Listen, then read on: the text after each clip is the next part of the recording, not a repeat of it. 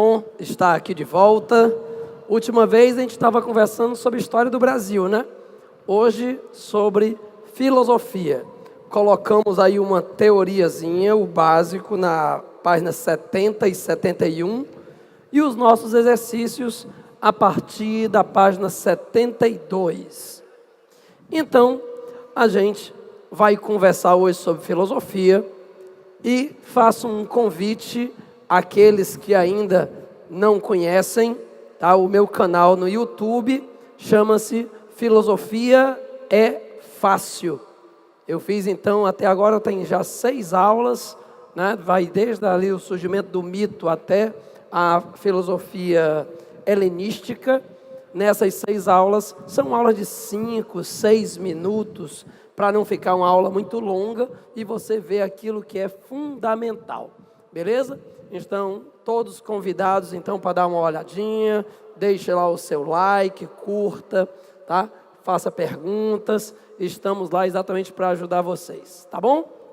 Da mesma forma, também você pode me encontrar aí nas redes sociais, né? Tanto no Facebook quanto no Instagram. Me achar é a coisa mais fácil do mundo, é só você botar Erciliano, que não existe outro. Então, quando você vê Erciliano, sou eu mesmo. Nome de cearense, nome inventado, né?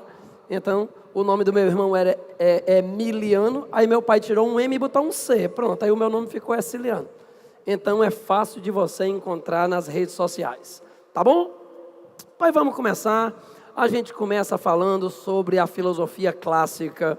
E quando a gente fala de filosofia clássica, a gente vai falar então de Sócrates, Platão e Aristóteles. Mas antes de começar a falar sobre esses caras, vamos lembrar como é que a filosofia vai surgir. Antes do desenvolvimento do pensamento filosófico, nós tínhamos o que a gente chamava de mito ou pensamento mitológico. Erciliano, o que era o pensamento mitológico? Era uma forma de tentar compreender a realidade. O homem buscava responder a questões que ele não compreendia. Por que que de manhã tudo fica claro? Por que que à noite tudo escurece? Por que que tem o trovão? Por que que tem o relâmpago? O homem não compreendia a sua realidade. Então, o que que ele fazia? O homem atribuía a seres superiores, a divindades. Então, a mitologia ou o desenvolvimento do pensamento mitológico, ele é uma forma de compreensão da realidade, mas ele é uma forma não racional. Ela é uma busca através, então, de forças sobrenaturais, de forças divinas. Erciliano, me diz lá, por que que os povos da antiguidade, assim como Egito, Mesopotâmia, que foram tão ricos, por que que eles não desenvolveram um pensamento filosófico? Porque não havia interesse disso acontecer. Lembre-se que no Egito, na Mesopotâmia e nos povos da antiguidade oriental, você tinha o modo teocrático de se governar. Monarquias teocráticas. O que isso quer dizer? Os governantes eram considerados deuses ou escolhidos dos deuses.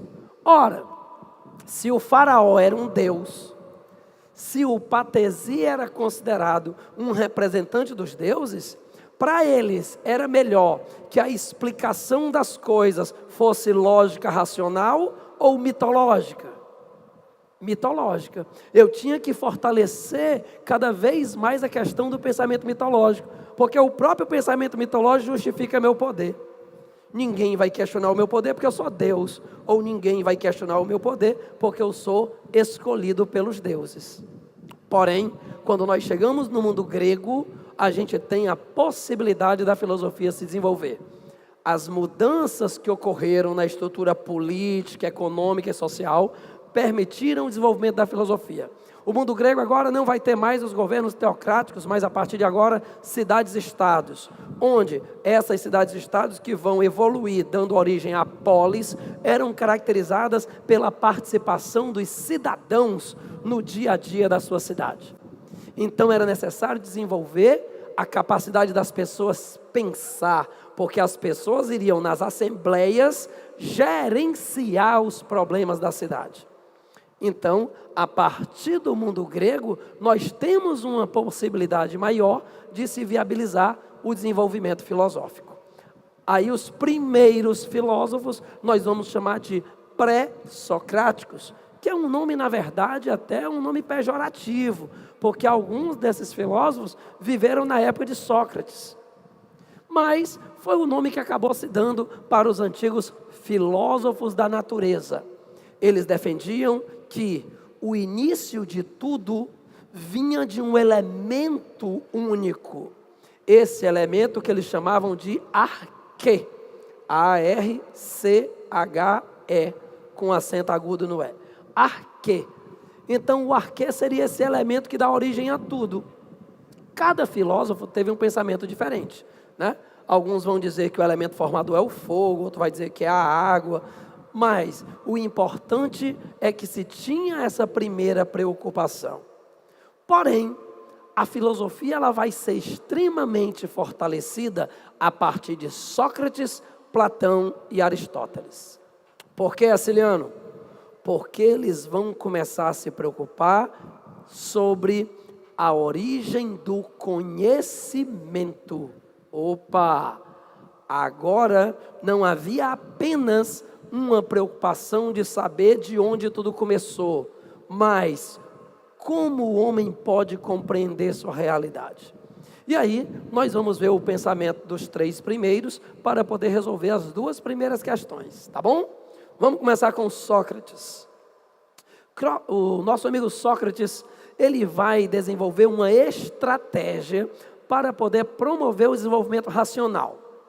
E a sua estratégia funciona em dois momentos. Primeiro, a ironia. Ciliano, como é que funcionava essa estratégia da ironia? Simples. Sócrates, ele ia sempre perguntando, questionando ao indivíduo, e o indivíduo ia dando as suas respostas.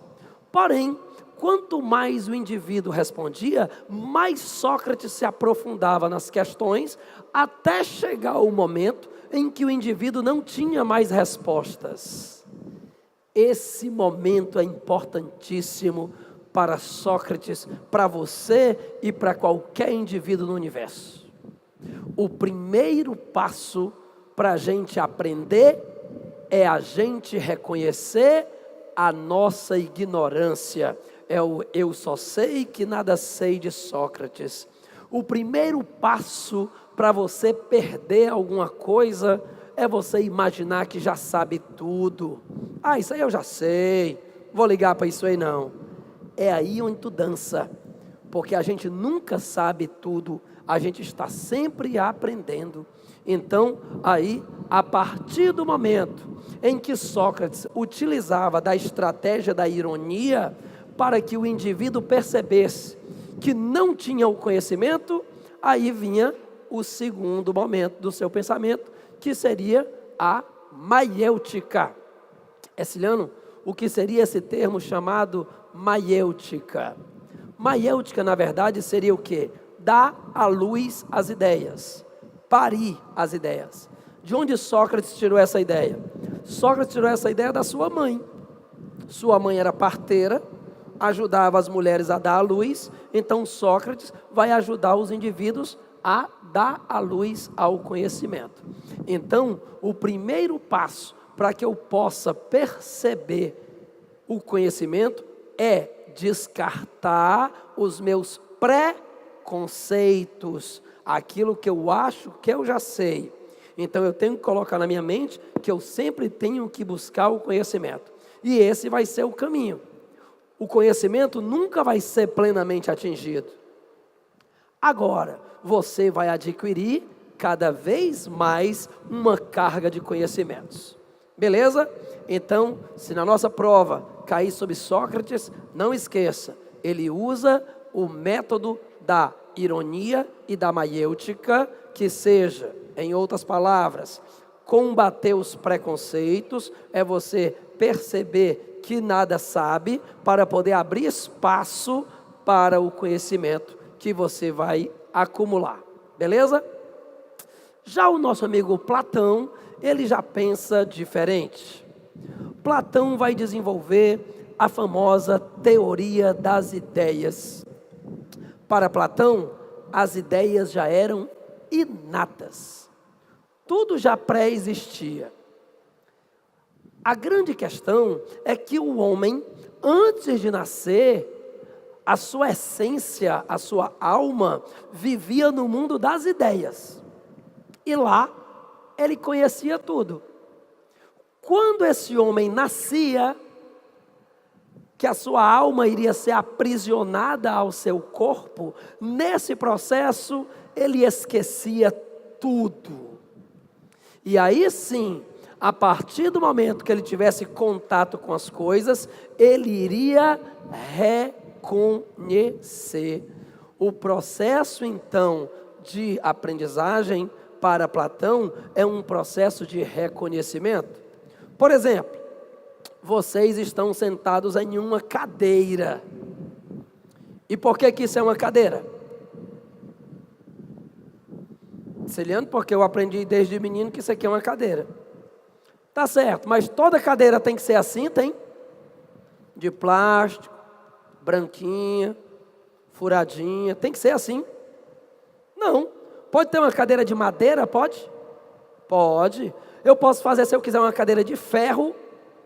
Pode. Veja que o conceito de cadeira, ele é um conceito pré-existente.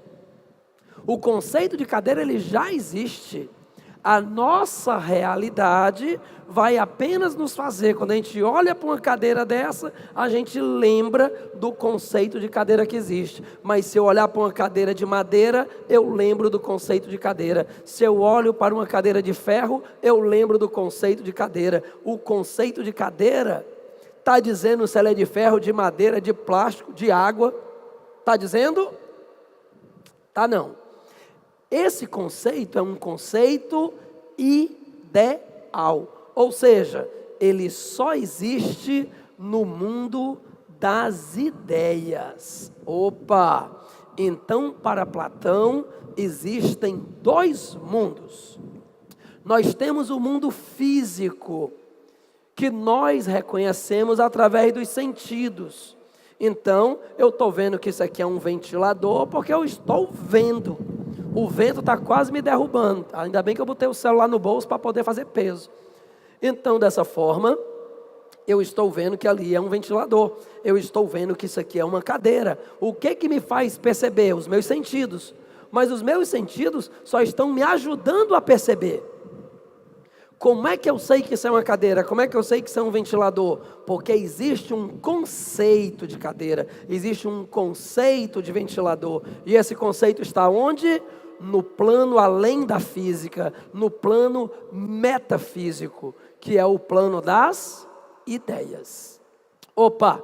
Então, para Platão, nós temos dois mundos.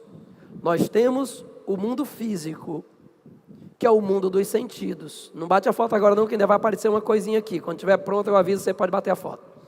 Então vamos lá. Nós temos no mundo físico, que é o mundo dos sentidos, e temos o mundo metafísico, que é o mundo das ideias. Ciliano, como é que eu consigo sair do mundo físico e perceber o mundo das ideias? Tem um ônibus que você pega lá no terminal, você vai pegar um ônibus chamado razão. Pronto. Agora você pode bater sua foto aí, amigão. Pois vamos lá. Então, a razão é o instrumento que me permite sair do mundo físico e ir para o mundo das ideias. O que me faz perceber as coisas? A minha razão. Então, Platão, ele vai ter uma ideia sensacional. Ciliano, de onde ele tirou essa ideia, hein? Basicamente, da famosa teoria da caverna, ou alegoria da caverna. O que seria a alegoria da caverna? Você teria homens que nasceram dentro de uma caverna e que estão presos, e eles nunca saíram de dentro dessa caverna. Eles estão presos a correntes, olhando para um fundo de uma parede. Atrás desses homens tem um caminho, onde as pessoas passam, tudo passa por trás deles. E atrás desse caminho, nós temos uma luz, que vai então iluminar o que passa no caminho e projetar na parede. Só que esses homens, eles não podem se virar para ver o que está passando atrás. Tudo o que eles veem são as sombras nas paredes. Tudo o que eles escutam são sons distorcidos pelo eco, obviamente, da caverna. Um belo dia, um desses homens é liberto e sai da caverna. E quando esse homem sai da caverna, primeiro vem a dor, né? Os olhos deles não estão acostumados com a luz, então ele vai sentir aquela dor, depois ele vai se acostumando e de repente ele vai olhar as coisas e vai dizer assim: olha aí, rapaz, não é que as coisas são diferentes do que eu via na caverna? O que é a verdade para ele agora? Agora a verdade é o que ele está percebendo. Mas o que era a verdade para ele antes, quando ele estava na caverna? Aquelas sombras, aqueles sons. Aí ele vai voltar. Eu vou voltar para contar para os meus amigos que estão lá presos que existe um mundo diferente. Só que quando ele volta, ele está lá no caminho, né? Ele não tem acesso aos seus amigos, ele está lá onde tudo passava. Quando ele aparecer, ele vai estar refletido nas sombras e seus amigos não irão reconhecê-lo. Quando ele falar, a sua voz vai estar distorcida junto com o barulho das outras coisas e seus amigos não irão reconhecer. Ou seja, o mundo das sombras continua sendo realidade para os amigos dele. Então nós temos dois mundos. Qual é o mundo das sombras que os amigos estão vendo? O mundo físico, que só nos dá uma impressão das coisas. Qual é o mundo real que ele, prisioneiro, saiu? O mundo das ideias, que é onde as coisas existem. Então, o homem, através da razão, ele percebe a sua realidade. Tranquilo? Já o nosso amigo Aristóteles, eu vou passar logo tudo, porque eu estou vendo que tem uns amigos batendo foto, né? Aí, pelo menos, só não da questão, que aí é, né? Pronto. Pelo menos você já bate a foto e aí eu vou explicando, você fica tranquilo aí. Então, bora nós. Já o nosso amigo Aristóteles desenvolveu um raciocínio que nós vamos chamar de lógica. Ciliano, o que seria a lógica aristotélica, também chamada de lógica formal? Porque com o tempo, essa lógica vai se transformar, né? A lógica aristotélica é a lógica formal. A lógica aristotélica, ela se caracteriza pela análise de silogismos. Vixe, tu dificultou tudo aí, Ciliano. Eu nunca ouvi falar nessa palavra silogismo. Lógico que você já ouviu falar. Só que você ouviu falar de outra forma. É simplesmente conjunto de informações. Pronto, acabou. Um conjunto de informações forma um silogismo. Vamos trocar? Cambiar? Muito bem. Vamos nós. Como é que funciona, Ciliano, essa história de silogismo? Sócrates vai dizer que você pode chegar a uma conclusão a partir de informações. Isso se essas informações forem verdadeiras. Então, esse conjunto de informações vai me levar a uma conclusão. Essa forma, ela pode ser uma forma dedutiva ou uma forma indutiva. Vamos diferenciar isso? Ciliano, quando é que a lógica é dedutiva? Quando você sai de uma informação universal e vai para o particular. Vamos dar um exemplo? Vamos lá. Eu vou dizer assim: todo homem é mortal. Eu estou dando uma informação universal, porque é uma informação que está abrangendo a todos os homens. Ok? Eu não estou dizendo que Ciliano é mortal. Isso aí é uma informação particular. Eu estou falando da informação universal, geral. todo homem é mortal. Então eu comecei por uma premissa, por uma informação universal. Então a primeira premissa foi: todo homem é mortal. Segunda premissa: João é homem. Ora, se eu tenho a informação que todo homem é mortal e que João é homem, eu vou chegar a qual conclusão? Que João é mortal. Então veja só, eu saí de uma informação universal: todo homem é mortal. Mudou o negócio aqui. Eu saí de uma informação universal, ou seja, todo homem é mortal. E cheguei a uma informação particular: João é mortal. Então, todo homem é mortal. João é homem, conclusão, João é mortal. Esse tipo de lógica a gente chama de lógica dedutiva. Quando eu saio do universal e vou para o particular. Erciliano, e a lógica indutiva? A lógica indutiva é o contrário. Eu saio do particular e vou para o universal. Por exemplo, eu vou dar uma primeira premissa, uma primeira informação que ela é particular. O canário voa. Depois eu vou dar uma outra informação. O tucano voa. Terceira informação. O papagaio voa. Ora, se o papagaio voa, se o tucano voa, se o pardal voa, se o beija-flor voa, qual é a conclusão que eu chego? Todos os pássaros voam. Olha que eu saí de uma informação particular: papagaio, tucano, canário, rolinha, seja o que for, eu estou saindo de uma particular e depois eu estou generalizando. A minha conclusão, eu estou indo para o universal: todos os pássaros voam. Na outra lógica foi o contrário, né? Eu saí de todos os homens e cheguei no João. Agora eu estou saindo do canário, eu estou saindo de um pássaro individual. É porque está no meu bolso aqui, está mudando, né? Pronto, não vou botar no bolso não. Então, eu saio de um canário, eu saio de um tucano, eu saio de um particular e vou para o universal. Beleza, pessoal? Então, quando a gente fala de Aristóteles, nós estamos falando da lógica. A lógica vai ser o quê? Se desenvolver o conhecimento através de um conjunto de informações. Esse conjunto de informações a gente chama de silogismo. Erciliano, mas não tem um tal de falso silogismo? Tem. Quando é que acontece o falso silogismo? Quando uma das informações é falsa. Pronto.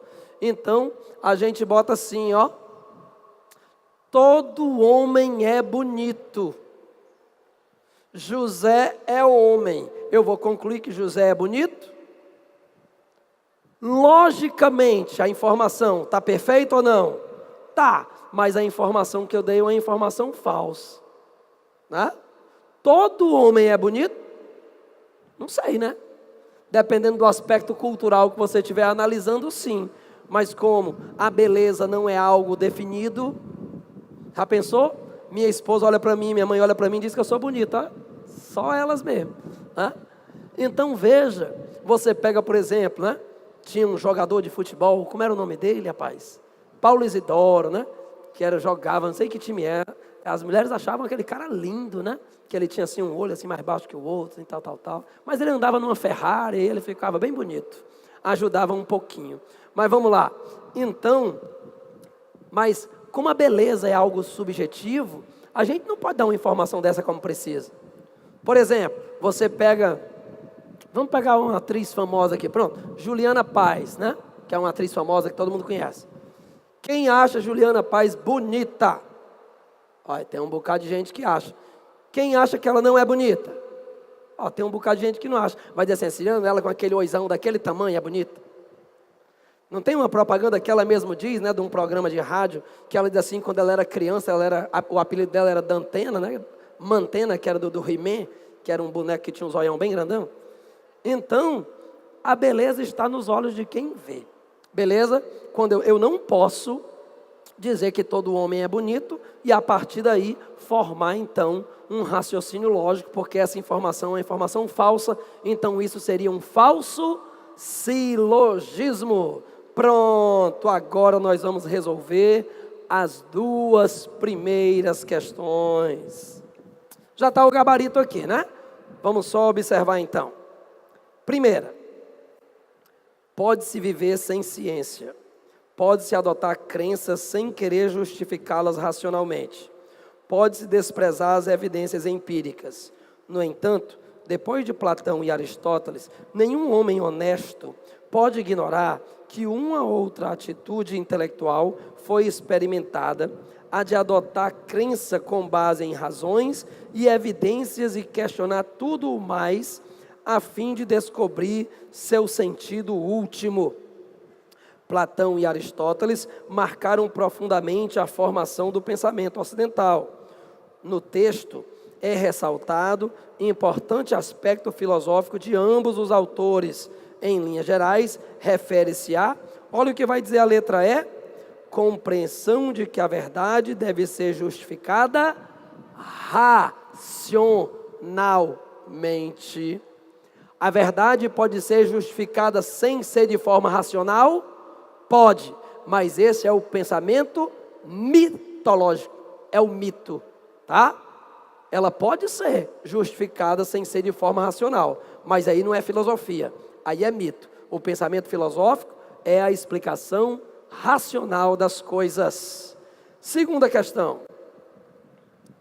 E justiça é aquilo em virtude do qual se diz que o homem justo pratica, por escolha própria, o que é justo e que distribui, seja entre si mesmo e um outro, seja entre dois outros, não de maneira a dar mais do que convém a si mesmo e menos ao seu próximo, e inversamente no relativo aos que não convém, mas de maneira a dar o que é igual de acordo com a proporção, e da mesma forma, quando se trata de distribuir entre duas outras pessoas. De acordo com o texto e os conhecimentos sobre justiça em Aristóteles, é correto afirmar. Olha o que diz a letra A. É possível que um homem haja injustamente sem ser injusto. Vamos entender isso? Vamos lá. Vamos para um julgamento. Como ocorre um julgamento? Vai estar o juiz, vai estar então, o acusado, o advogado de acusação, o advogado de defesa. Me diga uma coisa, o juiz estava no momento do crime presente? Não estava. O juiz conhece quem é a vítima, quem é o réu? Não conhece. Se o juiz não conhece o réu, se o juiz não estava no local do crime, como é que ele vai julgar? É para isso que existe um procedimento. Nós vamos ter o quê? Nós vamos ter as etapas de toda uma investigação.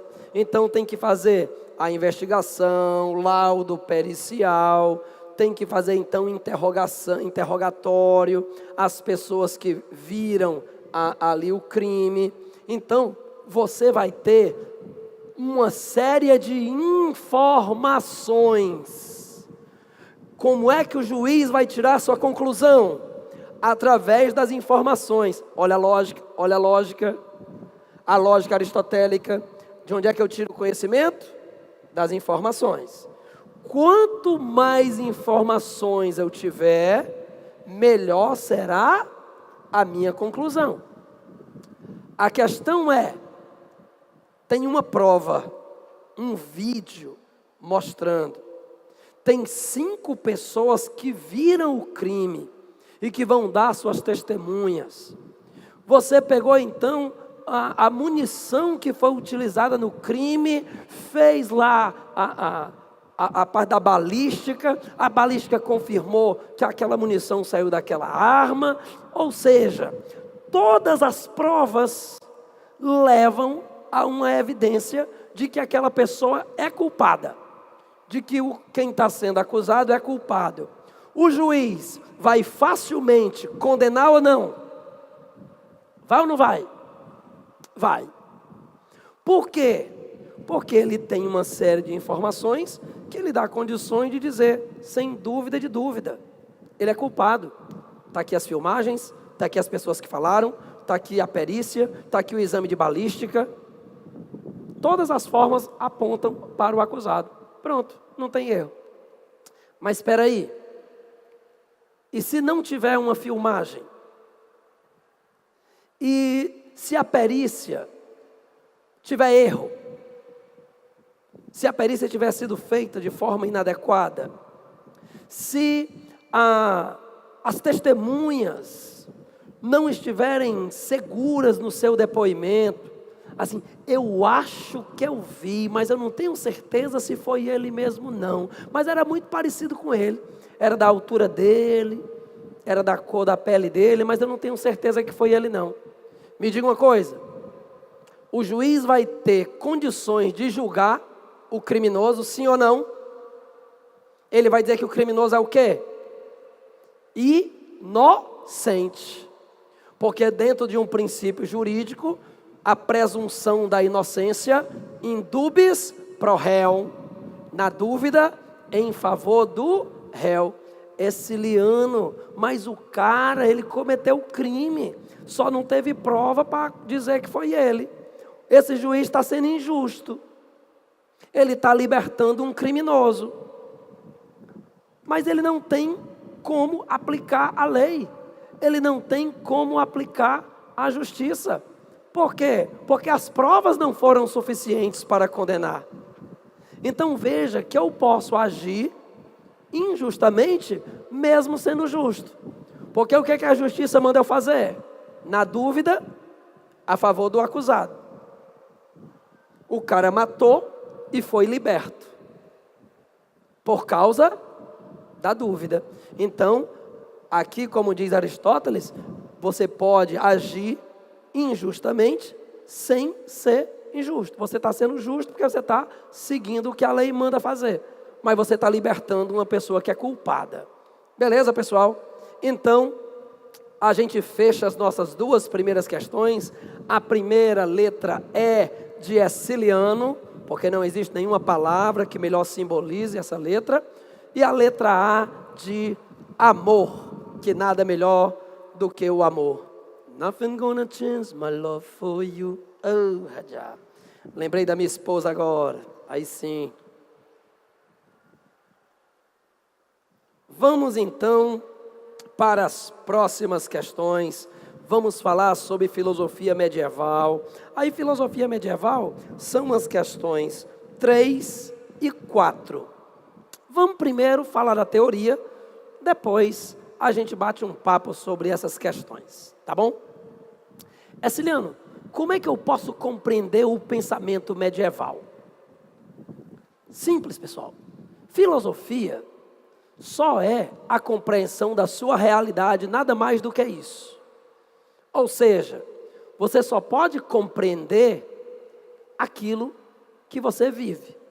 Por exemplo, um pensador da Idade Média, como Pedro Abelardo, ele poderia fazer a teoria da mais-valia de Karl Marx? Nunca. Porque ele não viveu esse momento, ele não viveu as transformações do capitalismo, da revolução industrial, a exploração da classe operária. Como ele não viveu isso, ele não tem nem como imaginar. Imagine, vamos lá, digamos que a gente, já passou a hora do almoço, a gente pode dar esse exemplo. Digamos que hoje no almoço a gente foi comer e a gente foi comer um foie gras. É bom ou é ruim? Eu não tenho a mínima ideia, que eu nunca comi um negócio desse.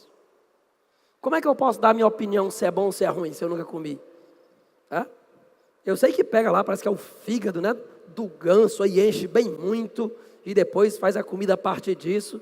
Mas eu não sei se é gostoso, não sei se é salgado, não sei se é azedo, não sei se é vermelho, se é preto, se é azul.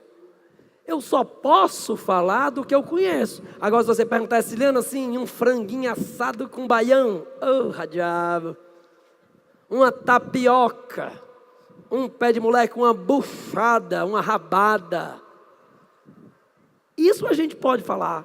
Vá perguntar para um cara que mora na Alemanha, para ele fazer um discurso elogiando uma rabada, uma panelada, uma buchada e um sarrabui. Ele não sabe nem o que é.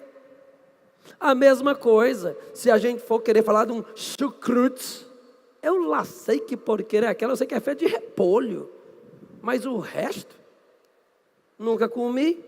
Igual como tinha aquela música antiga, né? Você sabe o que é caviar? Eu não sei, nunca ouvi, eu só ouço falar. Então um pensador, ele pensa a realidade que ele vive. Por isso que ele é um pensador, ele é um filósofo. Se ele for pensar, imaginar, vai ser assim daqui a tantos séculos, ele é um visionário, ele não é um filósofo. E aí, nós estamos falando da Idade Média.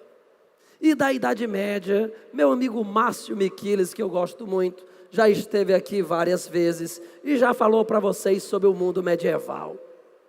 E ele disse que o mundo medieval era um mundo dominado pela Igreja Católica, em que você tinha o poder político nas mãos dos suzeranos, os nobres, que tinham um poder descentralizado, e tinham poder porque eram os donos das terras, e assim eles tinham o poder econômico, numa economia agrícola de subsistência, e tinha uma igreja católica que tinha o poder ideológico, que justificava todas as relações de poder.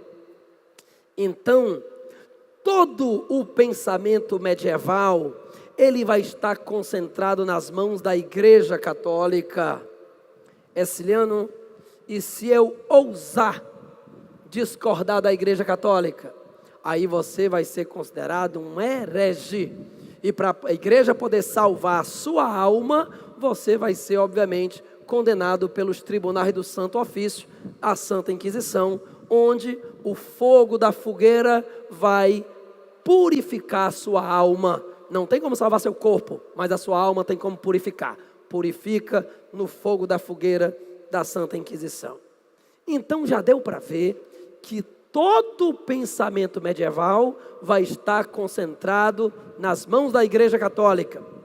Aí nós vamos ter dois nomes que se destacam. Nós vamos ter Santo Agostinho e Santo Tomás de Aquino.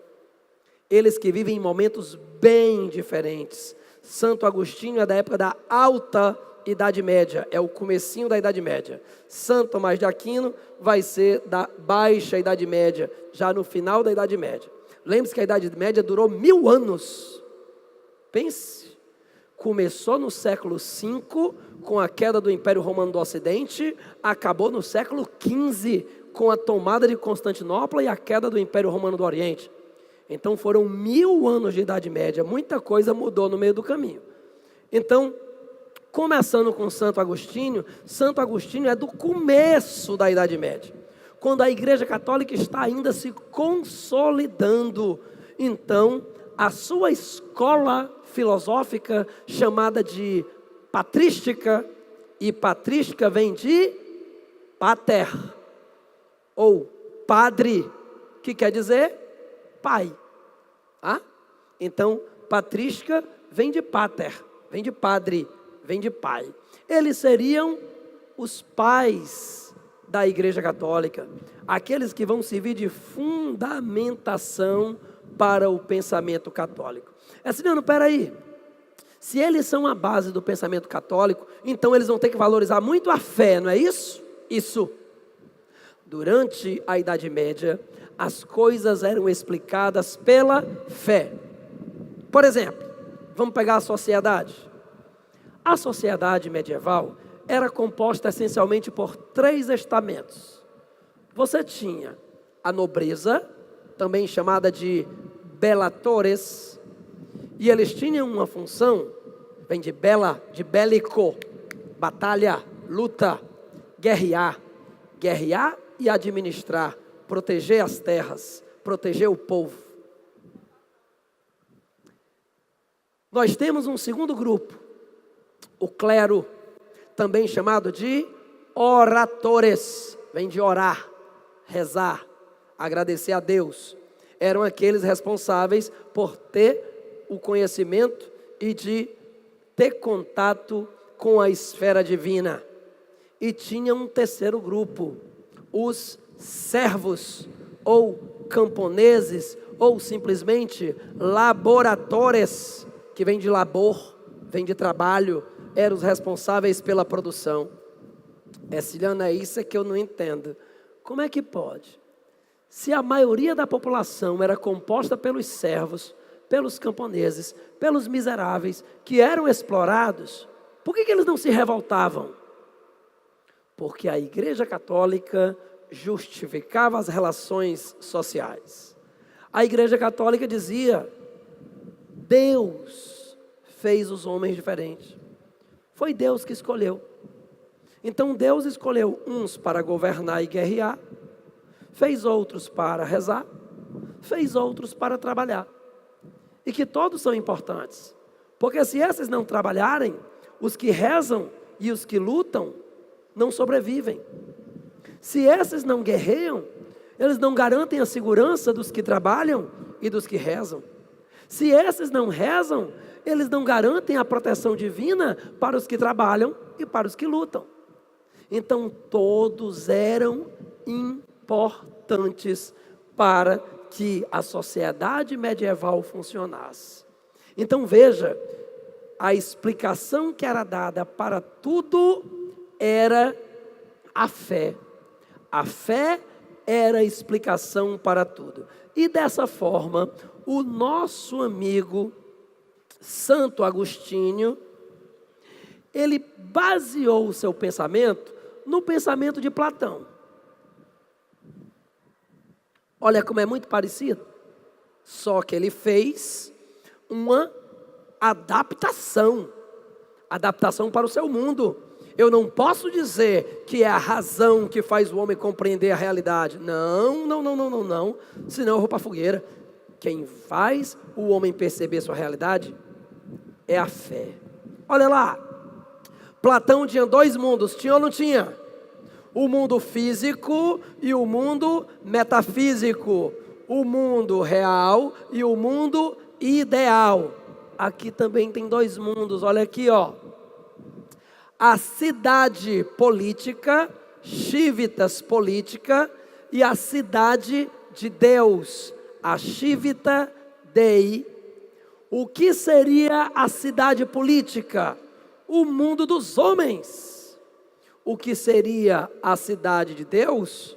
O mundo perfeito. Olha, o caboclo fez um plágiozão legal do Platão aí, Ciliano.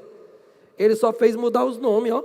O que era o mundo físico, o mundo sensorial, ele chamou de mundo dos homens. O que era o mundo ideal, o mundo das ideias, ele chamou de mundo de Deus. E como é que eu chego, como é que eu compreendo as coisas de Deus? Através da fé. Olha como o cara foi safo, desenrolado, inteligente. Se Platão dizia que eu compreendo o mundo ideal através da razão, Santo Agostinho vai dizer que eu compreendo as coisas de Deus através da fé. Então não esqueça disso, legal? Quando a gente fala de Santo Agostinho, nós estamos falando do início da Idade Média. Início da Idade Média é a consolidação da igreja. A igreja tinha que se firmar. A igreja era muito nova ainda. Lembre-se, a igreja católica ela foi resultado das transformações do fim do Império Romano. Na época do Império Romano, as ideias do cristianismo eram proibidas. Porque Jesus Cristo chegou dizendo: todos são iguais perante Deus. Jesus Cristo chegou dizendo: No reino do Pai, todos são livres. Jesus Cristo chegou dizendo: você deve amar o próximo como a você mesmo. Olha o que é que Cristo disse: igualdade, liberdade, fraternidade. Na época do Império Romano, em que os patrícios exploravam os plebeus e os escravos, ele vai dizer que todos são iguais. Por isso que os cristãos serão perseguidos, porque eles vão contra a ordem política, econômica e social da época. Tirando o lado religioso, que não nos interessa aqui, que cada um tem sua fé, cada um tem sua religião, mas para a época, Cristo era um agitador, porque ele trazia ideias perigosas. Por isso que ele vai ser acusado e vai ser morto, crucificado, porque era a pena para os criminosos na época, a crucificação. Aí o que a Igreja Católica fez? Percebendo o enfraquecimento do Império Romano, a expansão das ideias cristãs, aos poucos a Igreja Católica surgiu. Você vai ter, o Edito de Milão e o Edito de Tessalônica, que vão permitir a liberdade religiosa para os cristãos, e depois a oficialização do cristianismo como religião oficial do Império Romano.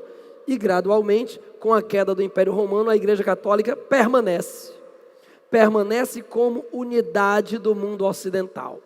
Então a igreja nesse momento precisava ser sólida, a igreja nesse momento precisava ser radical, não poderia deixar espaço para ser questionada, porque era o momento em que ela estava se impondo, tá?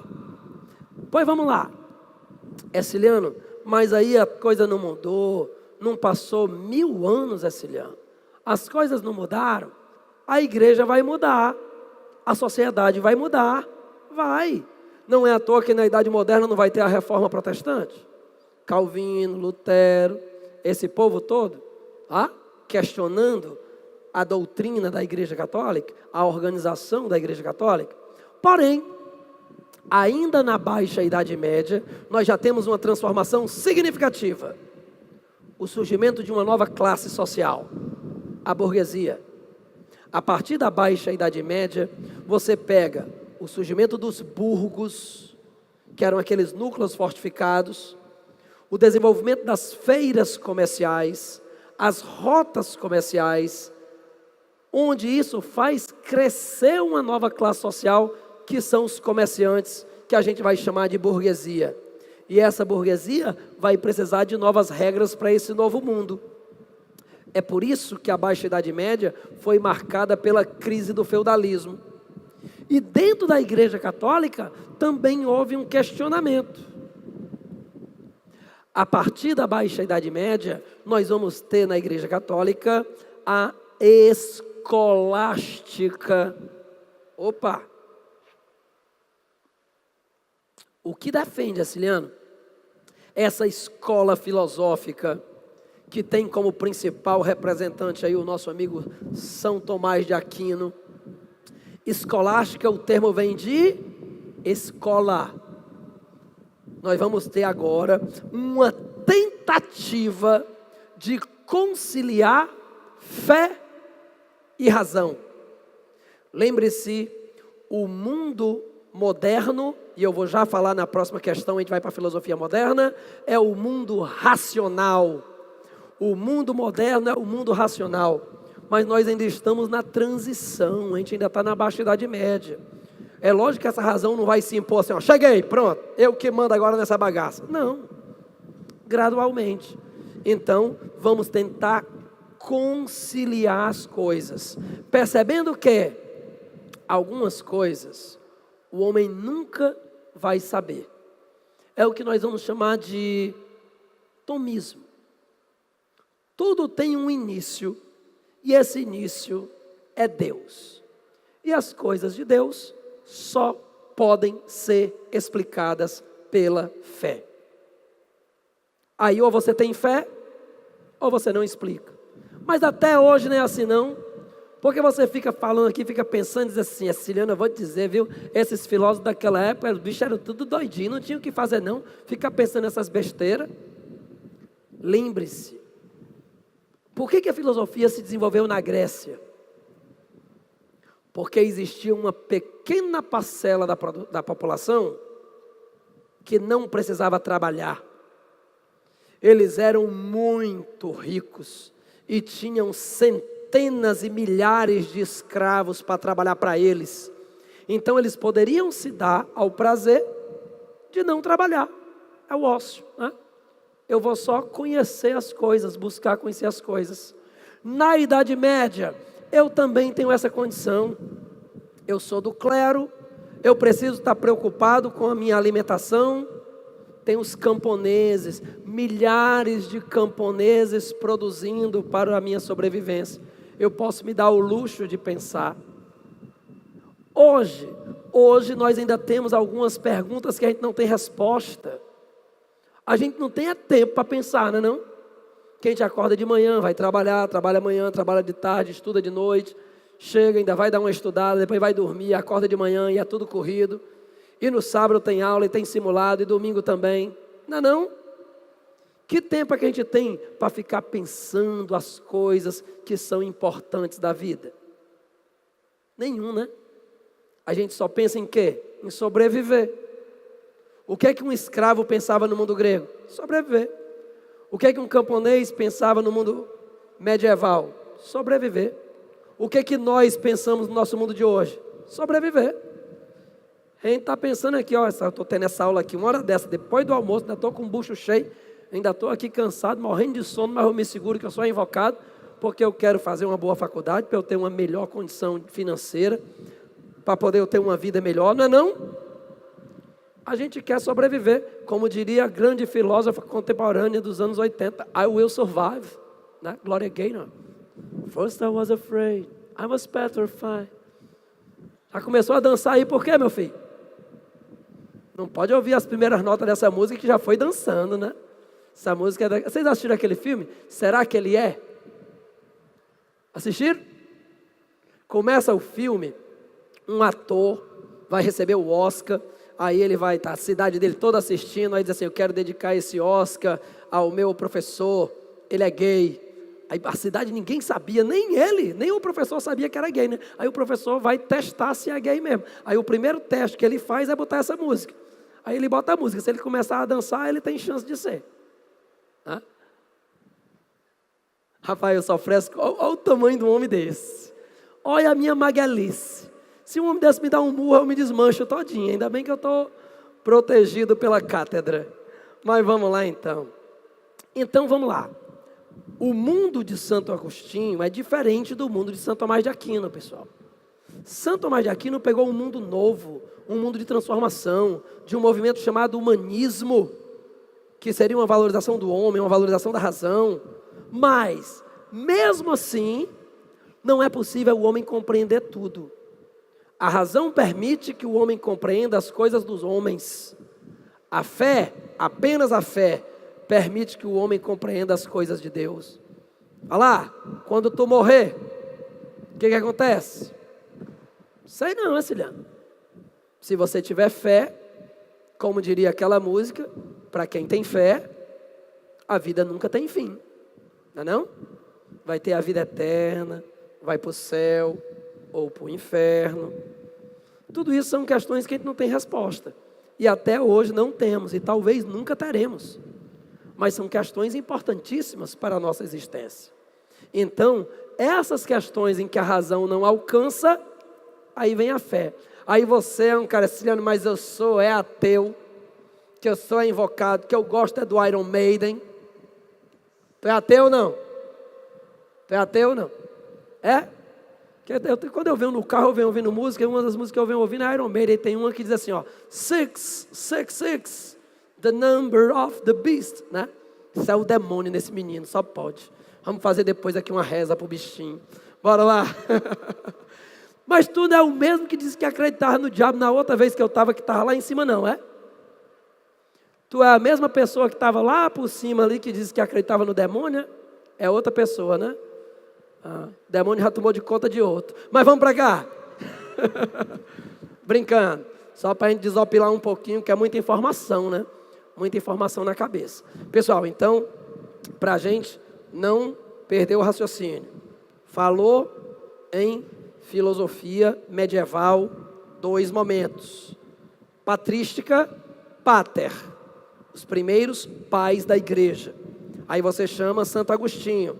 Baseado em Platão, ele vai dizer que apenas a fé é capaz de compreender, de permitir o homem ter conhecimento. Escolástica, Baixa Idade Média.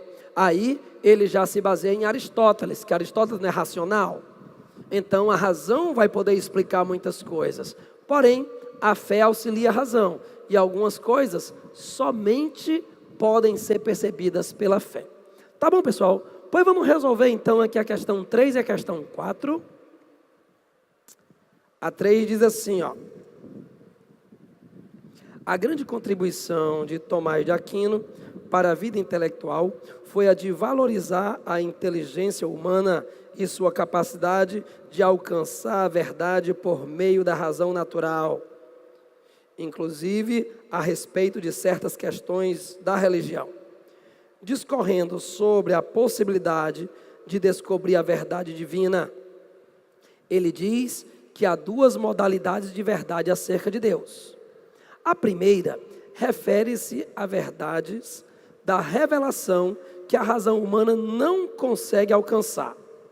Por exemplo, como é possível Deus ser uno e trino? Como é que ao mesmo tempo Deus é um e é três? Isso a razão humana não consegue compreender. Somente a fé. A segunda modalidade é composta de verdades que a razão pode atingir. Por exemplo, que Deus existe. Pronto. Deus existir é uma explicação racional. Agora, como Deus existe, como Deus começou, o que Deus faz, os desejos de Deus, isso a gente não tem como atingir. A partir dessa citação, indique a afirmativa que melhor expressa o pensamento de Tomás de Aquino. Olha a letra C. Mesmo limitada, a razão humana é capaz de alcançar certas verdades por meios naturais. A razão percebe as coisas naturais, ok? Quarta questão. Segundo o texto abaixo, de Agostinho de Hipona, Deus cria todas as coisas a partir de modelos imutáveis e eternos, que são as ideias divinas. Essas ideias, ou razões seminais, como também são chamadas, não existem em um mundo à parte, independente de Deus, mas residem na própria mente do Criador. A mesma sabedoria divina, por quem forem criadas todas as coisas, conhecia aquelas primeiras, divinas, imutáveis e eternas razões de todas as coisas, antes de serem criadas. Considerando as informações acima, é correto afirmar, olha aí a letra C, a influência da filosofia platônica sobre Agostinho, mas esta é modificada a fim de concordar com a doutrina cristã. O que é que Agostinho dizia? Tem dois mundos, o do homem, o de Deus. E através da fé, você percebe as coisas de Deus. O que é que Platão dizia? Existem dois mundos, o das coisas físicas e o mundo das ideias. E você compreende o mundo das ideias através da razão. Assim, tanto a nossa terceira quanto a nossa quarta questões, a resposta correta é a letra C de coração. En ela entregar emociones, en ela pedir que nunca me abandones.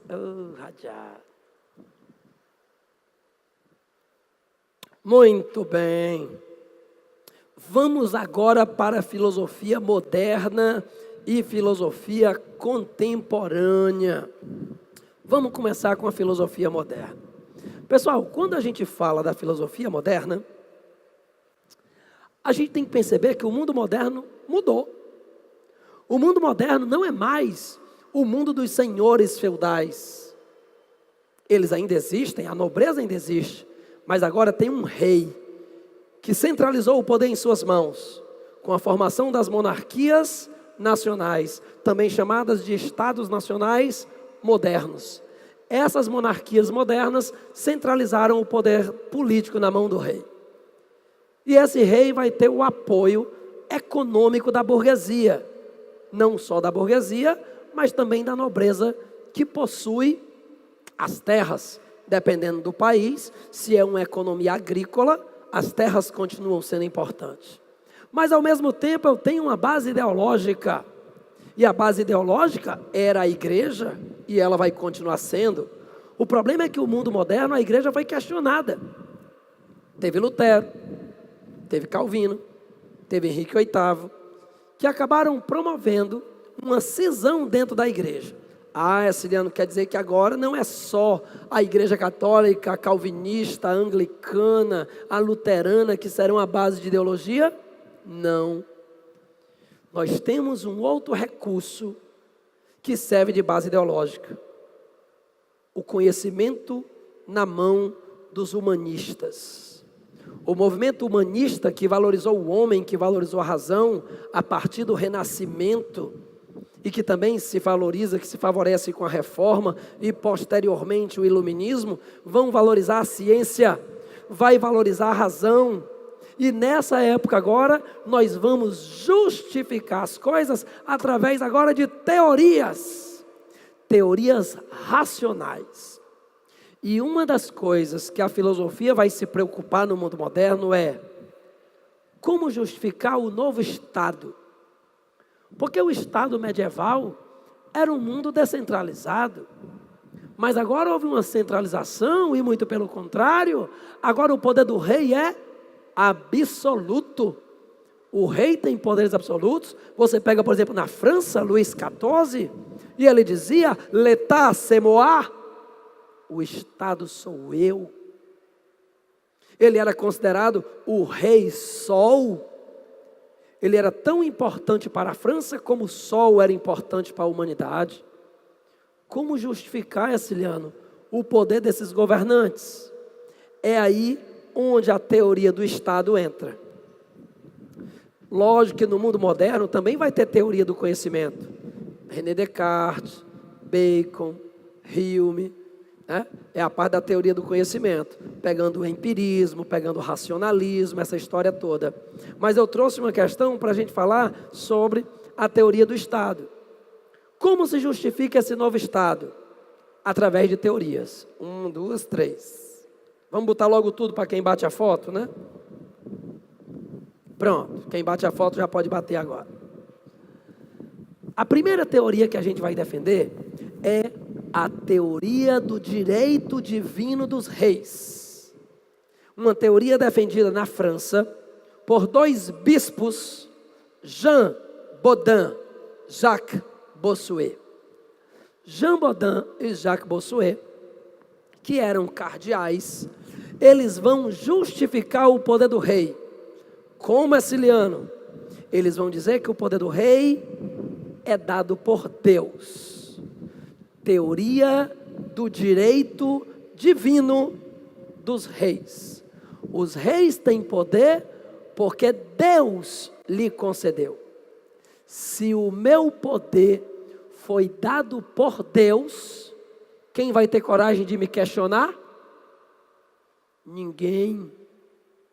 Aí tem um filme que, se você não assistiu, seria interessante se assistir, chamado Morte ao Rei. O filme Morte ao Rei conta a história da Revolução Puritana. A Revolução Inglesa, a primeira Revolução Inglesa, que teve a Revolução Puritana, depois a Gloriosa. A Revolução Puritana leva à prisão e morte do rei Carlos I. Aí vai ter uma cena sensacional. O povo na praça, esperando o rei chegar para ser decapitado. Em cima do palanque, Oliver Cromwell, o líder da Revolução Puritana, o líder dos puritanos, e um padre e o executor. Aí o rei chega. E o rei vai passando, e como o local por onde ele passa é baixo, as pessoas botam a mão, querem pegar na capa do rei, na bota do rei. Ciliano, por que o povo faz essas coisas, querem pegar no rei? Porque eles acreditavam que o rei era alguém especial, alguém escolhido por Deus, era um Deus na terra. O povo não quer pegar na mão de um forrozeiro, de um pagodeiro, de um roqueiro, num show. Aí está lá o cara cantando lá, aí o povo fica, aí bate a mão. Aí o cara vai e pega uma toalha, é toda suada, joga e a mulher se agarra e cheira a toalha, com a mais fedorenta do planeta. Não é não? Imagine você tocar no seu rei. Tem gente que encontra um artista, um jogador de futebol. Aí vamos bater uma foto. Aí bota nas redes sociais.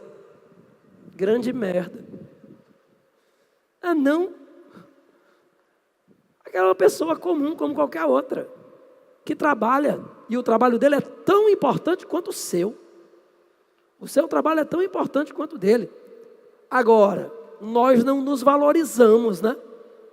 A gente não se valoriza, por isso que a gente é explorado. Se a gente se valorizasse, a gente, obviamente, teria valor. Eu chego para tu e digo, rapaz, quer fazer um serviço para mim? Aí tu já diz assim, doutor, quanto é? Olha, você já baixa a cabeça assim, doutor, quanto é que o senhor paga? Se tu faz isso, eu já chego daqui de cima. Meu filho, eu dou R$20. Aí tu, obrigado, doutor. Achei engraçado.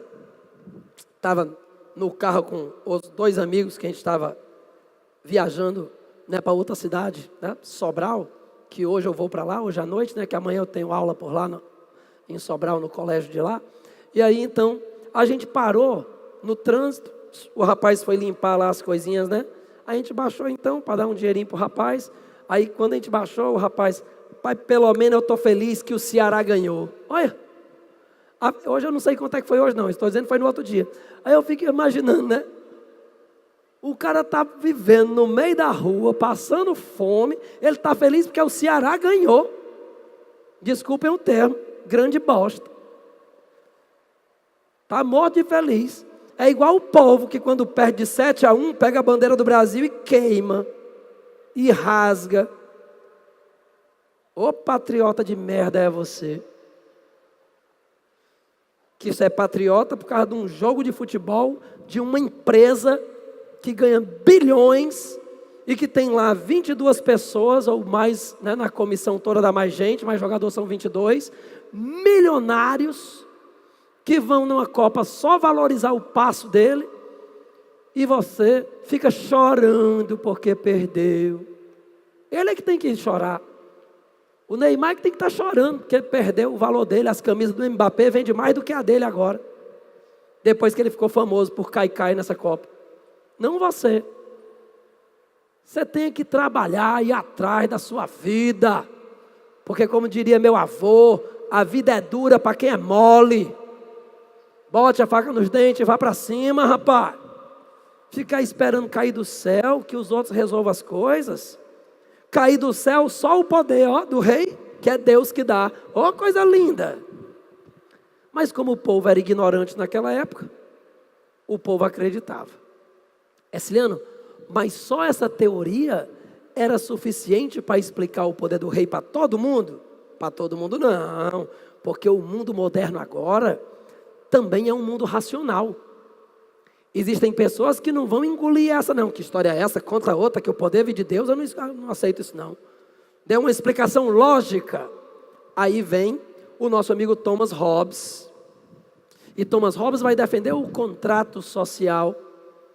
E a partir agora de Thomas Hobbes vai ter um contrato, um acordo entre o governante e a sociedade. Olha que acordo lindo. O acordo é simples. A sociedade dá todo o poder para o governante. Como é que chega aqui isso aí? Meu filho do Iron Maiden, se der certo, chega aqui, viu? Vamos aqui. Então, a sociedade dá todo o poder para o governante. Esse governante usa o seu poder para garantir o bem de toda a sociedade. Pronto.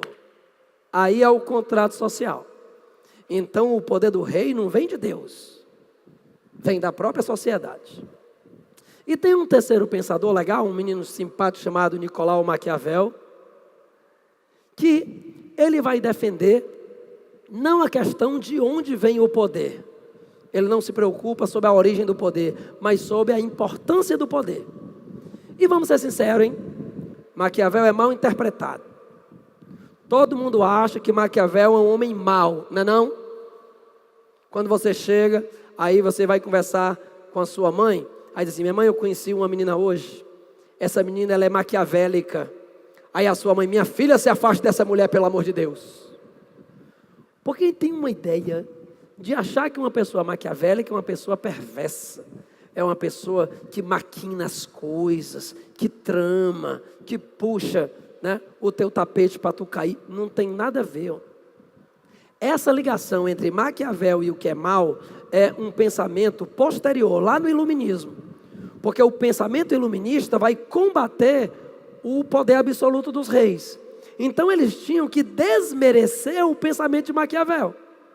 Mas olha o que vai ser o pensamento de Maquiavel.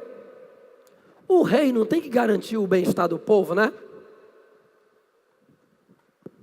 Pois, para garantir o bem-estar do seu povo, o rei pode fazer qualquer coisa. Ciliano, o rei pode mandar matar? Pode. O rei pode mandar matar seu pai, pode mandar matar sua mãe, matar seu irmão, matar 1000 pessoas, se o bem-estar do seu povo for uma ameaça. Teve uma novela que acabou agora, que tinha lá o rei, tinha o irmão dele, que tramava para derrubar, né? Não me lembro como é. Eu sei que tinha essa novela aí, novela das 7, que acabou há pouco tempo, antes dos congelados. Pois bem, então, tinha um rei lá, pai, né, o irmão do rei, que vivia querendo tramar para derrubar o poder do irmão. Ciliano, se o rei quisesse mandar matar esse caboclo, ele podia. De acordo com Maquiavel, ele devia. Porque o irmão dele era uma ameaça. Era uma ameaça para o bem do povo. Me diga uma coisa, numa sociedade, o que é mais importante? O indivíduo ou o grupo? O grupo. Por isso, se o indivíduo for uma ameaça ao grupo, ele deve ser destruído. Veja que todo mundo só diz do Maquiavel ali, né? Os fins justificam os meios. Você pode fazer qualquer coisa, não importa se é o bem, não importa se é o mal, não importa se são coisas de Deus ou do demônio, o importante é o poder. Aí todo mundo para nesse, dá um ponto final e acaba, né? Você tem que dar um ponto e vírgula. O rei pode fazer qualquer coisa, ponto e vírgula, e continua o raciocínio para manter o bem do seu povo. Ninguém fala isso, né, do Maquiavel? Aí todo mundo sai criticando o cara. Então, na teoria do poder, a primeira teoria, ela vem para justificar o poder absoluto dos reis. Aí, depois vem o iluminismo, e aí dentro da teoria iluministas, a gente vai falar do liberalismo político, ou seja, a limitação do poder do rei. Aí vem Montesquieu, que diz que o poder do rei tem que ser dividido, né? O poder do rei limitado pela lei. Por isso que tem poder executivo, que é o do rei, o legislativo e o judiciário, para poder ter leis para o rei seguir, e o judiciário para fazer com que o rei cumpra as leis. Aí você vai ter então, né, o Jean-Jacques Rousseau, que vai defender um novo contrato social, que a sociedade dá poderes para o rei, mas apenas poderes limitados, tá? Mas a nossa questão, ela é sobre absolutismo, sobre teoria do Estado. Então vamos para ela. Questão 5.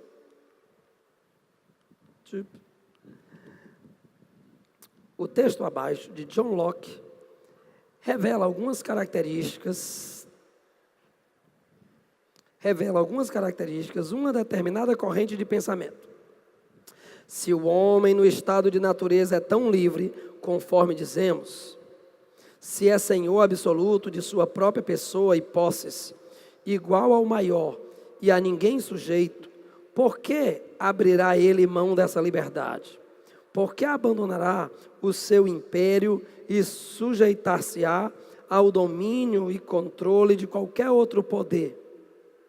Ao que é óbvio responder que, embora no estado da natureza tenha tal direito, a utilização do mesmo é muito incerta e está constantemente exposto à invasão de terceiros, porque sendo todos senhores tanto quanto ele, todo homem igual a ele, e na maior parte, pouco observadores da equidade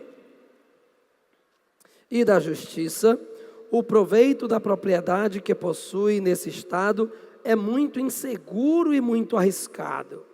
Essas circunstâncias obrigam-no a abandonar uma condição que, embora livre, está cheia de temores e perigos constantes.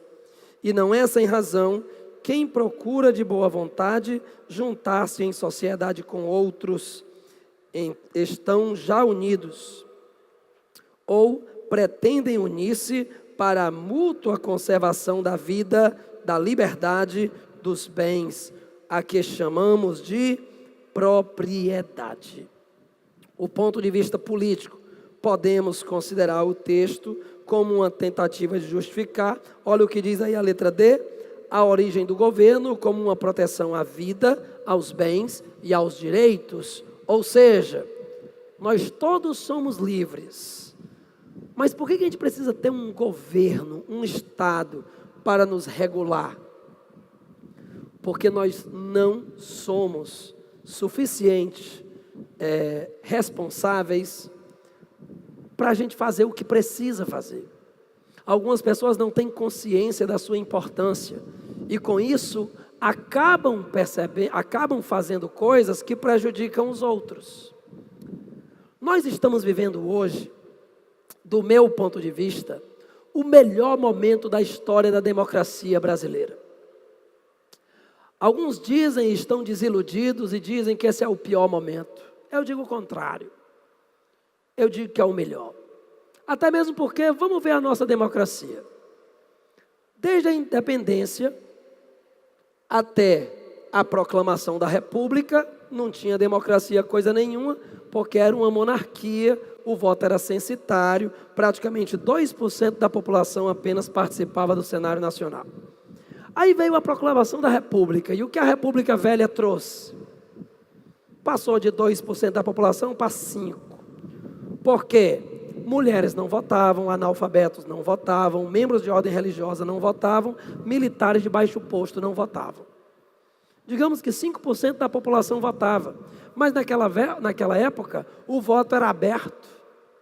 Aí se estabelecia o voto de cabresto, consolidando o coronelismo, e isso era possível devido às várias estruturas, o clientelismo, o fisiologismo, os currais eleitorais, o voto fantasma, tudo isso permitia uma pseudodemocracia. Aí veio Getúlio Vargas, com a esperança de que tudo vai mudar. Que lindo! E em 1937 se estabelece uma ditadura.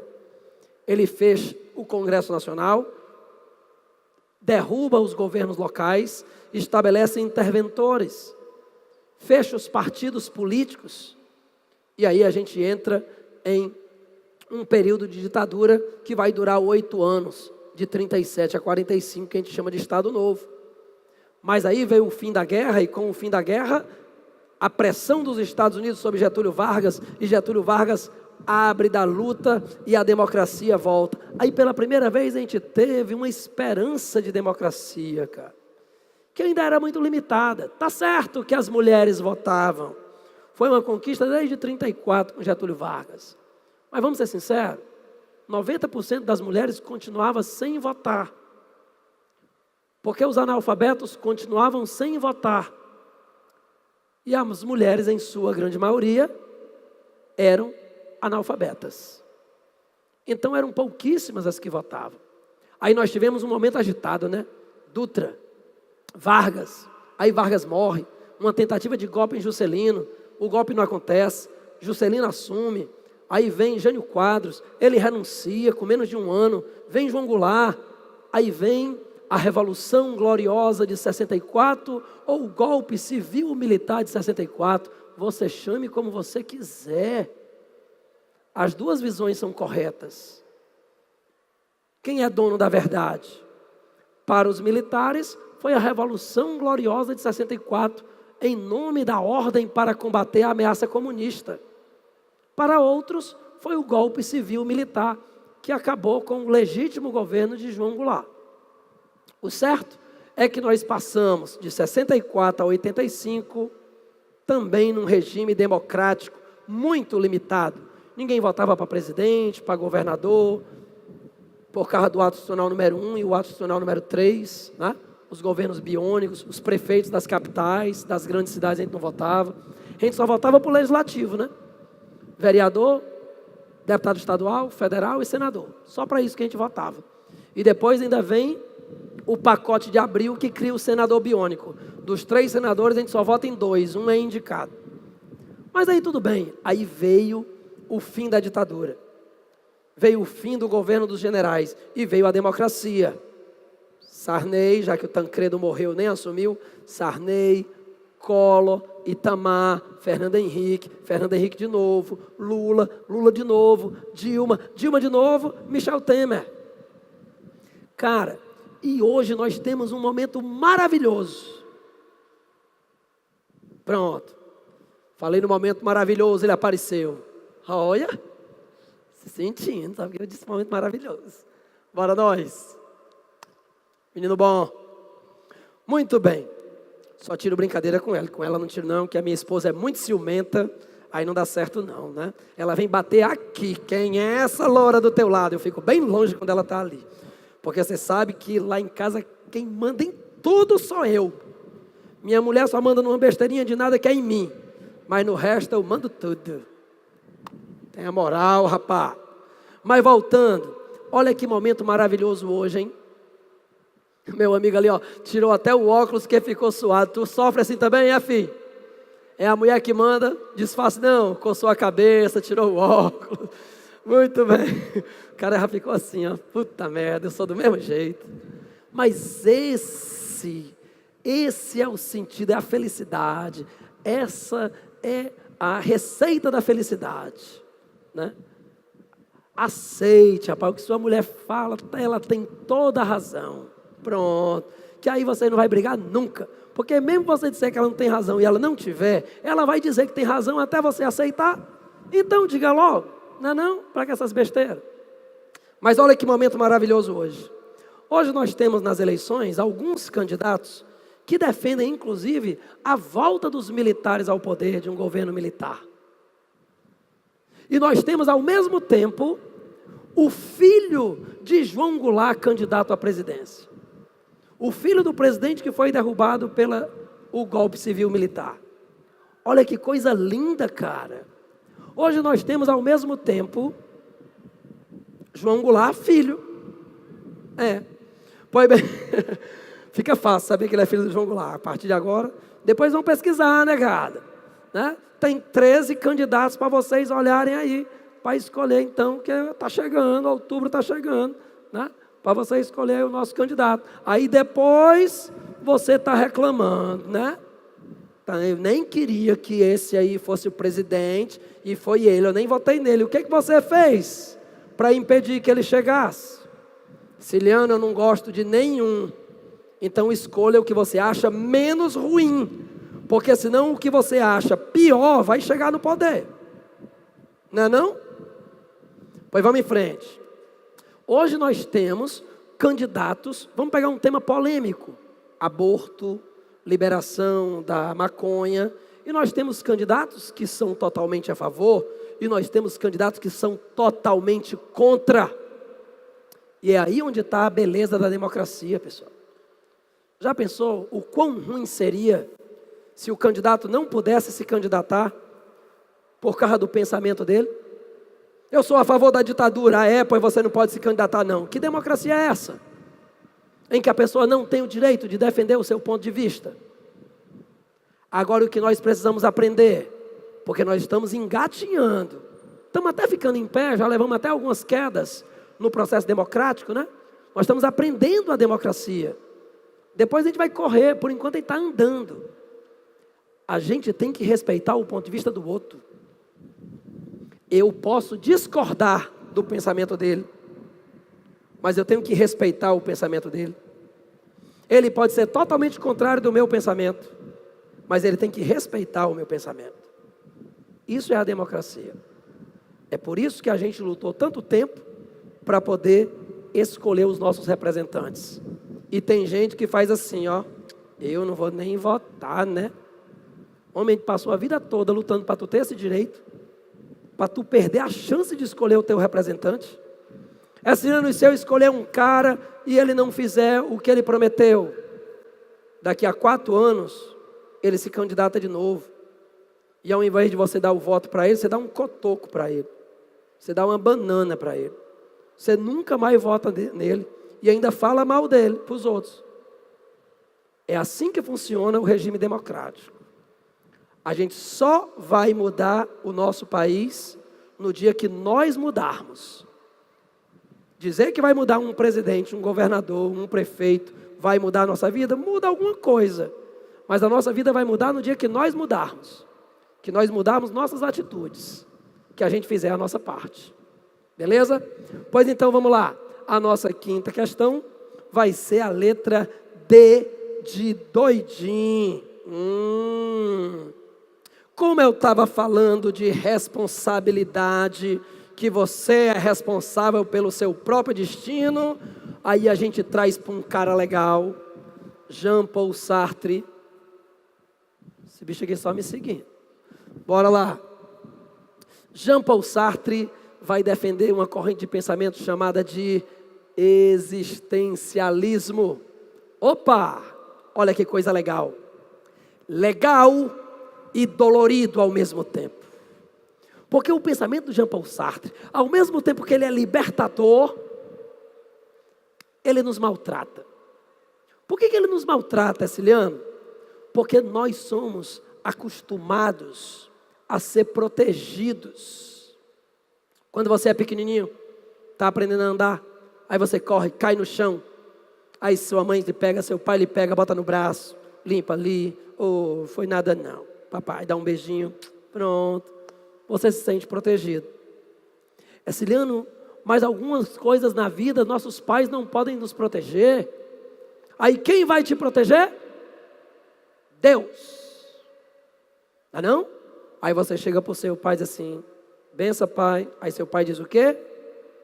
Deus te proteja, Deus te dê saúde. Ele está abençoando, né? Ele está falando bem, desejando algo de bom para você.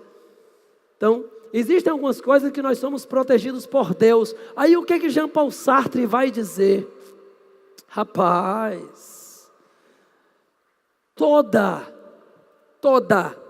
a nossa vitória, toda a nossa derrota, toda a nossa vida é responsabilidade nossa. Nós somos responsáveis pelos nossos fracassos e pelos nossos sucessos. É muito bom, não? Quando tu perde uma coisa. Já pensou? Você ano passado foi fazer o Enem deu certo, ó.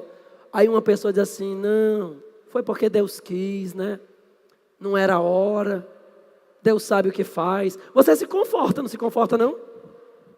Deus vem como um conforto. Quando alguém morre, digamos, seu pai morre. Olha, rapaz, é a pergunta do Iron Maiden que chegou agora, olha. Respondo já, viu, meu filho? Guarde aí. Faz umas 3 horas que o bichinho veio deixar aqui embaixo. Muito bem. Aí quando alguém morre, seu pai, seu avô, né? Aí está lá no velório, chega aquela pessoa que sabe falar, né? Lhe dá um abraço, assim, mas Deus sabe o que faz, melhor para ele não está mais sofrendo, ele está num bom lugar. Isso não é bom não? Já pensou? A pessoa chega no velório, aí vai dar, tinha que morrer mesmo, um velho desse que não presta de nada, uma carniça velha dessa. Já pensou um negócio desse? Você chegar dizendo no velório uma coisa dessa? Então o homem gosta de ser protegido. O homem gosta de ser, né, acariciado, embalado. Dessa forma, o Jean-Paul Sartre, na hora que ele coloca que o homem é livre para fazer o que quiser, mas ele precisa se responsabilizar pelos seus atos. Isso aí é pesado, porque na hora que der errado, a culpa não foi de Deus, não. A culpa foi minha. A culpa foi minha. Então, o pensamento do Jean-Paul Sartre, né, onde vai estar nessa máxima, o existencialismo é um humanismo, é essa valorização do homem. Isso tudo é pergunta? Muito bem. Então, nós vamos ter aí a questão da valorização do homem como responsável pelo seu próprio destino. Muito bem. São 2h30, mas eu não estou vendo meu amigo Sérgio Feitosa, eu vou esticando aqui. Muito. Vamos lá. Vamos só ver aqui o último tema, não vai dar tempo o último não, porque o último, na verdade, ia ser sobre a ética e moral, mas eu vou pedir 5 minutinhos aqui, que já que não chegou ninguém ainda, eu vou entrar. Já eu vejo as respostas. Vamos só então aqui, ó. Ainda vai ter um aquecimento, né? Qual é a música hoje? Madonna hoje? Não? Papa Don't Preach, da minha época. Não? É o que hoje? Alok. Xaloc é legal, ó. Soy el fuego que tunts. Ixi, doido.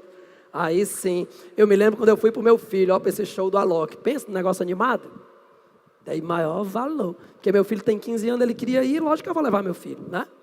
Tava lá, curtindo, que é massa. Pois bem, então pessoal, vamos resolver aqui a 6 e a 7, ó.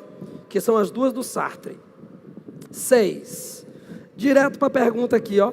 A angústia para Jean-Paul Sartre é, letra D, consequência da responsabilidade que o homem tem sobre aquilo que ele é, sobre a sua liberdade, sobre as escolhas que faz, tanto de si como do outro, ou da humanidade por extensão.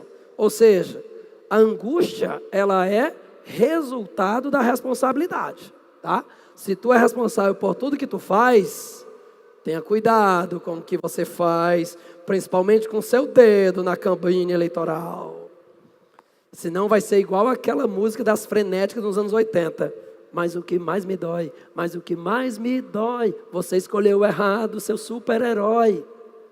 Você vai escolher o seu super-herói, os seus super-heróis. Faça a sua escolha certa. A sua escolha não é a minha, não é a dele. Cada um tem uma forma de ver a vida diferente. 7ª. Assinale a alternativa que apresenta a defesa de Sartre frente às críticas feitas pelos católicos ao seu existencialismo. A. O homem é responsável pelo que ele é. Por essa razão, o primeiro passo do existencialismo é o de inserir todo o homem na posse do que ele é, de submetê-lo à responsabilidade total de sua existência. Ok? Então, mais uma vez, falou em Sartre, você fala em liberdade, o homem é livre para fazer as escolhas que quiser, mas fala em responsabilidade. Ele é responsável pelos seus atos. Deixa eu ver aqui as dúvidas do povo, tem umas 6 perguntas aqui, para eu poder ir para o último tema. Opa, uma voando aqui. Voe não, meu filho. Guarão Meida, era logo a tua que estava voando, ó, a primeira que chegou. Ciliano, o rei ser escolhido por Deus, mas a Igreja Católica recebia algo em troca? O resto é só confirmando a pergunta. Lógico que sim. O rei é a base do poder político. Os nobres e a burguesia é a base do poder econômico. A igreja é o poder ideológico. A nobreza vai pagar imposto? Nunca. A igreja vai pagar imposto? Nunca. A igreja vai manter suas terras? Sempre. Em troca de quê? Justificar o poder do rei. Ok? Próximo. Se Sócrates era contra o quê, meu Deus? Eu vou passar aqui que eu não entendi essa letra aqui, não. Vamos aqui. Se Sócrates nada escreveu, deduzir que seus registros e ideias... pessoal, porque assim, o Sócrates, na verdade, ele não escreveu nada, né? O que a gente tem de informação são, por exemplo, de Platão, que foi, né? Não é pupilo o termo, fugiu a palavrinha aqui. Foi discípulo, muito obrigado, minha filha. Foi discípulo, então, né, de Sócrates e os demais que escreveram sobre o que ele pensou. Aí eu disse assim, ó. E o que ele pensou pode ter sido alterado pelos seus admiradores? Pode. Lógico que tudo pode, né? Então, quem garante? E aí acabou que ainda quis fazer aqui uma rebelião. Ele disse assim, ó, pode ter sido alterado, assim como a Bíblia, né? Lógico. A Bíblia foi escrita pelos homens. E pode ter sido, obviamente, escrita de acordo com interesses. né? Vamos lá. Qual é a diferença entre foi? Tá certo. Terminar. Só responder essas aqui, aí eu dou o gabarito das demais. Diferença entre mito e senso comum. O mito, pessoal, é quando você apela para o divino. O senso comum é uma tentativa de explicação racional, mas ela não é ainda explicada dentro de uma lógica, de um pensamento lógico, mas simplesmente pelo um pensamento individual. Por exemplo, quando você pega o período de chuva, o pessoal do interior sabe quando vai começar a chover, né? Eles têm uma série de informações que o levam a isso. O João de Barro faz a casa não sei para onde, começa a aparecer umas formigas com asa. Isso é uma informação? É. Agora, eles não têm a fundamentação científica para explicar. Eles sabem que quando o João de Barro faz para lá, sabe que vai ter chuva. E com essa informação, isso é um senso comum.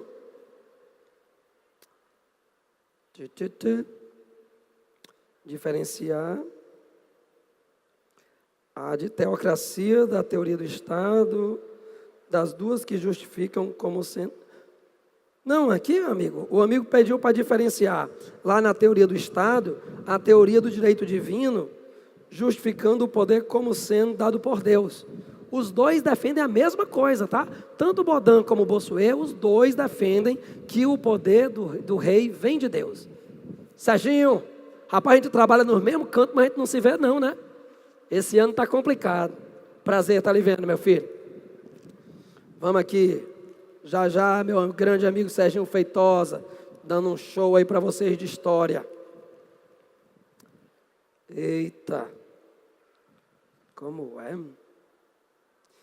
É porque tinha um texto bem grandão, aí no final tem. Minha dúvida é, melhor. Minha dúvida é, como me refiro ao tempo sem a adesão de um Deus? Sei não. Como é que eu vou saber? Existem coisas que você não tem explicação, negada.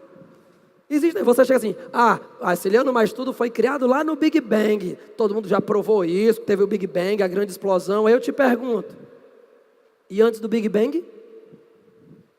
Se o Big Bang foi uma explosão que deu início a tudo, antes, Deus, pronto, respondeu. Então, tem coisa que a gente não responde não, viu, meu filho? Essa aqui foi a que eu não consegui. Cara, era o que eu ia falar agora, ó. O último me perguntou aqui o que seria niilismo. Eu ia falar agora sobre o Nietzsche, né? Mas não vai dar tempo, né? Niilismo seria o quê? É você combater os valores. Nihil vem de nada, né? Nada vai ser, então, digamos assim, supremo. Você tem que questionar todos os valores para poder, então, compreender a sua realidade. Serginho, tu me dá 2 minutos, me dá? Valeu. Deixa eu só falar essa última aqui, pessoal, que é uma coisa que o pessoal confunde muito, tá bom? Que é entre ética... Fica na tua aí, Normando. Esse Normando fazendo assim, ó. Mandando eu vazar. Tô dizendo. Vamos lá. A diferença que todo mundo confunde, cara. Entre ética e moral. Ética é o conjunto de valores de um determinado grupo. Moral é a prática individual. É a prática individual de alguém. Então vamos lá. Se eu nasci na Arábia e vim para o Brasil, chegar aqui eu me caso com 7 mulheres. Para mim isso é certo ou é errado? Para mim é certo, porque eu nasci na Arábia, lá podia. Então os meus valores me permitem fazer isso, né? Eu estou indo de acordo com meus valores, ó. Mas com os valores das pessoas daqui é errado. Então essa questão do que é ético está ligado aos valores. Agora as minhas ações, elas podem ser, uma ação pode ser moral, imoral ou amoral. Ciliano, quando ocorre uma ação moral? Uma ação moral ocorre quando eu vou agir de acordo com os valores. Então, se eu for chegar aqui tem uma coisa, eu vejo que não é meu, eu não vou pegar. Eu estou agindo de acordo com os valores daquela sociedade. A minha ação foi moral. Ciliano, mas aí tu viu, não tinha ninguém olhando, tu pegou e botou no bolso. Essa minha ação é uma ação imoral. porque vai contra os valores daquela sociedade. E quando é que ocorre o sujeito que é amoral? Quando a pessoa não tem condições de perceber se o que ele faz é certo ou errado. Uma criancinha pequenininha, um idoso que esteja, digamos, com Alzheimer, eles não percebem mais o que é certo e errado. Aquela cena daquele filme do Planeta dos Macacos, A Origem, quando aquele senhor entra no carro do vizinho pensando que é o carro dele. Ele sai, tenta e bate no carro do vizinho, ele não tem consciência do que está fazendo. Então ele é uma pessoa amoral, beleza? Então, moral, quando você age de acordo com os princípios daquela civilização. Imoral, quando você age contra os valores daquela civilização. E amoral, quando você não tem condições de compreender o que é certo e o que é errado. Pessoal, foi um prazer encontrá-los por aqui. Sempre eu deixo uma última frasezinha do meu avô, vai Chico Bitu, do interior. A vida é dura para quem é mole. Eu confio em vocês. Se Deus quiser, eu ainda venho mais uma vez aqui para a gente conversar, para a gente se despedir. Um grande beijo, um abraço, até a próxima.